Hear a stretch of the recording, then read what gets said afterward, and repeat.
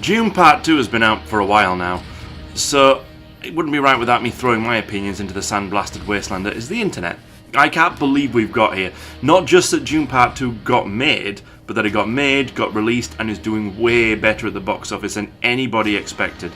Now, the movie isn't perfect, but it is a well-crafted example of old-school science fiction filmmaking, and in an era of box office dumpster fires being the norm, Hollywood not being able to learn any lessons from this, the fact that they rolled the dice on Part 1 without any guarantee of Part 2 becoming a reality is a thing to behold.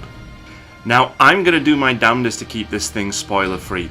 The plot picks up exactly where Part 1 leaves off. Paul and Lady Jessica become ever so slowly more part of the Fremen and learning the ways of the desert.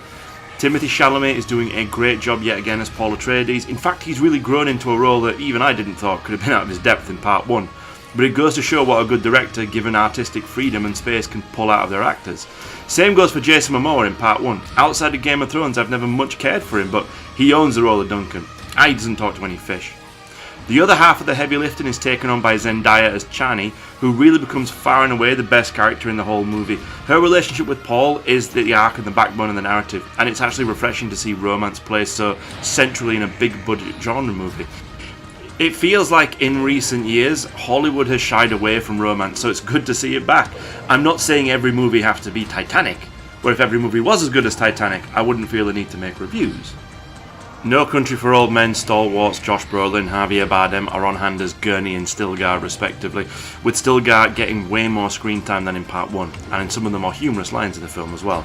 Small slivers of humour are welcome, but we've all been browbeat with Marvel-style self-referential jokes at the expense of plot and character development that when we see a movie take itself so seriously, it's a real breath of fresh air.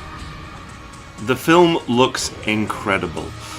Managing to keep a consistent tone and able to cleanly distinguish between areas of a mostly samey looking desert planet, the look and feel of the Harkonnen homeworld Gedi Prime is fever dream nightmare fuel.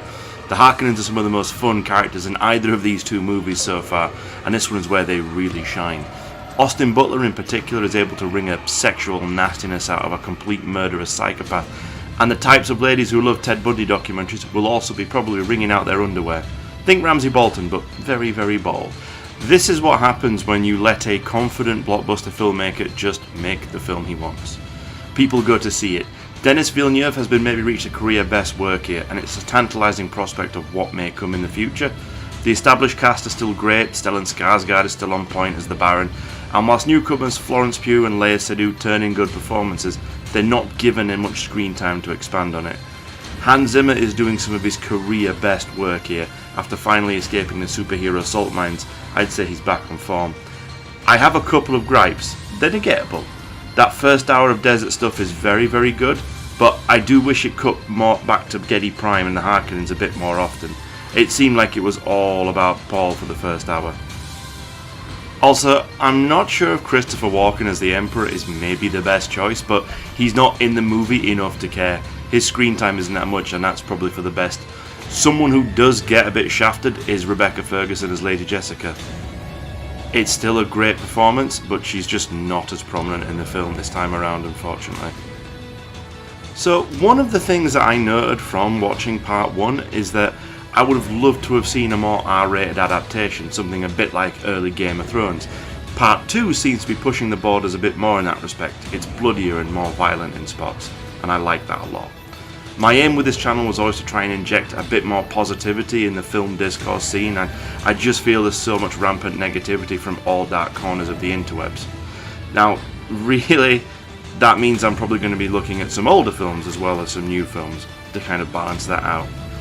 I'm happy with that, and we'll see how that works out, but for now, it gives me great pleasure to recommend that Dune 2 so far has been the best film of this year. Go check it out.